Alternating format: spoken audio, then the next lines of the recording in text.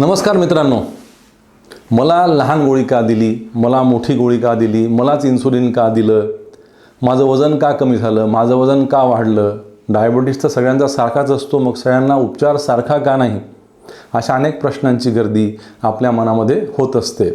मी doctor Santosh Malpani, मधुमेह तज्ज्ञ, नांदेड येथे प्रॅक्टिस करतो. गेल्या 35 वर्षापासून माझी ही सेवा अव्याहतपणे सुरू आहे आणि मधुमेह ज्ञानाचा खजिना आम्ही तुमच्याकरता खुला ठेवलेला आहे. आजच्या या भागात आपण जाणून घेऊ तुमच्या प्रश्नांची उत्तरं. काय मधुमेह सर्वांचा सारखाच असतो की तो वेगळा वेगळा असतो, प्रत्येकाचा उपचार वेगळा का असतो, त्या गोष्टींची चर्चा आपण आजच्या ह्या कार्यक्रमात करणार आहोत.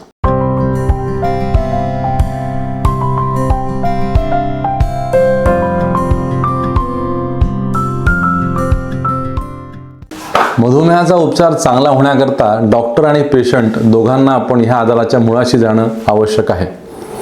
आपल्याला सर्वांना माहीत आहे की जेव्हा रक्तामधलं साखरेचं प्रमाण वाढते त्यावेळेस डायबिटीस झाला असं आपण म्हणतो. पण हे रक्तामधील साखरेचं प्रमाण का वाढलं, त्या कारणाच्या मुळाशी आपण गेलो तर मधुमेहाचा उपचार आपण चांगल्या प्रकारचा करू शकतो. आपल्याला सर्वांना माहीत आहे की आपलं शरीर जे कार्य करते त्याच्याकरता आपल्याला ऊर्जा पाहिजे. उदाहरण तुम्हाला सांगतो की मी तुमच्याशी बोलतोय तर सायमल्टेनियसली माझा मेंदू, माझं हृदय, माझी हातपाय हे सगळं काम करतात आणि हे काम नीटपणे होण्याकरता आपल्याला ऊर्जेची गरज असते आणि ही ऊर्जा आपण रक्तामधील साखरेपासून तयार करत असतो. होते असं की रक्तामधली साखर जी आहे ती पेशींच्या आतमध्ये प्रवेश केली तरच ऊर्जा निर्मिती होईल, अदरवाईज फक्त रक्तामधली साखर रक्तामध्ये पडून राहील. रक्तामधील साखरेला आतमध्ये म्हणजे पेशींच्या आतमध्ये सोडायचं काम इन्सुलिन नावाचा हॉर्मोन करतो आणि हे इन्सुलिन जे आहे ते बीटा सेल्स ज्या असतात आपल्या पॅनक्रियाजमध्ये तिथून तयार होते. आपण जेवण करतो, जेवणामधील जो भाग असतो धान्याचा, फळांचा आणि भाज्यांचा, मुख्यत्वे त्याच्यापासून आपल्याला कार्बोहायड्रेट्स मिळतात आणि कार्बोहायड्रेट्सचं पचन आपलं शरीर साखरेमध्ये करते. आतडीतलं हे साखर रक्ताच्या द्वारे आतमध्ये शोषल्या जाते आणि हे साखर पहिले पॅनक्रियाज आणि लिव्हर या दोघांमधून जाते. ज्या प्रमाणात साखर आतमध्ये आलेली आहे त्या प्रमाणात आपली पॅनक्रियाज इन्सुलिन तयार करते. जे वाढलेलं साखर आहे ते लिव्हर आतमध्ये धरून ठेवते आणि बाकीचं साखर स्नायूंच्या आतमध्ये प्रवेश करते आणि जेव्हा आपण उपाशी असतो त्यावेळेस लिव्हरमधलं हे साखर आणि स्नायूंमधलं हे साखर परत रक्तामध्ये येते आणि अशा प्रकारे आपली साखरेची पातळी ही साधारणतः 60 ते 140 या दरम्यान राखली जाते. पण मधुमेहामध्ये काय होते, दोन गोष्टी घडू शकतात. पहिली गोष्ट, आपल्या ज्या बीटा सेल्स आहेत पॅनक्रियाजमधल्या त्या नीटपणे काम करत नसल्या किंवा त्यांची संख्या कमी झाली आणि इन्सुलिनची उत्पत्ती कमी झाली तर आता रक्तामध्ये इन्सुलिन्स उपलब्ध नाही तर मग पेशींच्या आतमध्ये साखर प्रवेश करणार नाही. याला आपण म्हणतो इन्सुलिन डेफिशियन्सी आणि त्यामुळे पण आपल्याला डायबिटीस होऊ शकतो. हे पहिलं कारण झालं.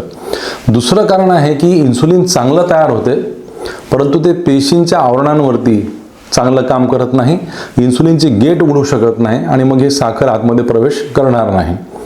तर इन्सुलिनला अवरोध आणि इन्सुलिनची कमी झालेली उत्पत्ती म्हणजे इन्सुलिन डेफिशियन्सी आणि इन्सुलिन रेझिस्टन्स ह्या दोन कारणांनी आपल्याला डायबिटीस होतो. ह्या दोन कारणांचं ट्रीटमेंट सर्वस्वी वेगळं आहे.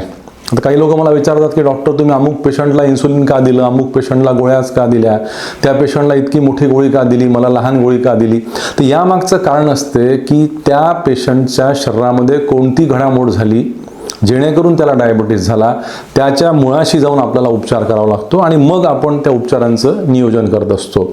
आणखी थोडंसं तुम्हाला मी सांगतो की यासोबत आपल्याला पेशंटला होणारे संभाव्य दुष्परिणाम किंवा झालेले दुष्परिणाम हे पण बघावं लागतात. आता विज्ञानाने बरीच प्रगती केलेली आहे.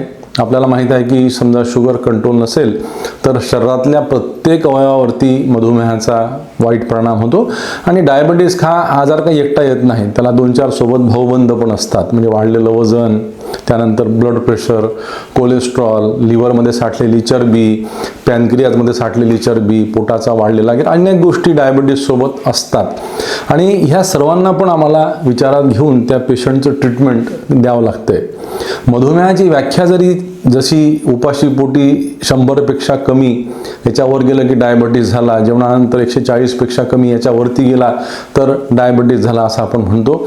पण ह्या कारणाच्या मुळाशी, प्रक्रियेच्या मुळाशी जाऊन आपण समजा ट्रीटमेंटचं नियोजन, त्याचं डिझायनिंग बरोबर केलं तर त्या पेशंटला फायदा होतो. तर मी तुम्हाला सांगत होतो की वाईट परिणाम सुद्धा कोणते होऊ शकतात ते सुद्धा आम्हाला लक्षात ठेवावं लागतात.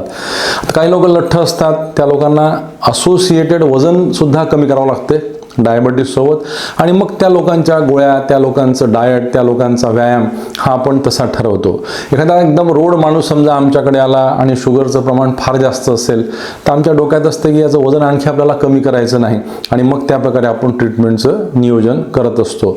तर मित्रहो, ह्या आजाराच्या मुळाशी जा, कशामुळे झाला ते नीट आपल्या डॉक्टरांकडनं समजवून घ्या आणि त्या कारणाचा उहापोह करून, त्या कारणाला विचारात घेऊन मग आपण आपल्या ट्रीटमेंटचं डिझाईन बरोबर केलं तर मग मधुमेहाचा उपचार सफल होईल आणि येणारे संभाव्य दुष्परिणाम पण आपण थांबवू शकू. आजच्या भागात एवढंच. नमस्कार, धन्यवाद.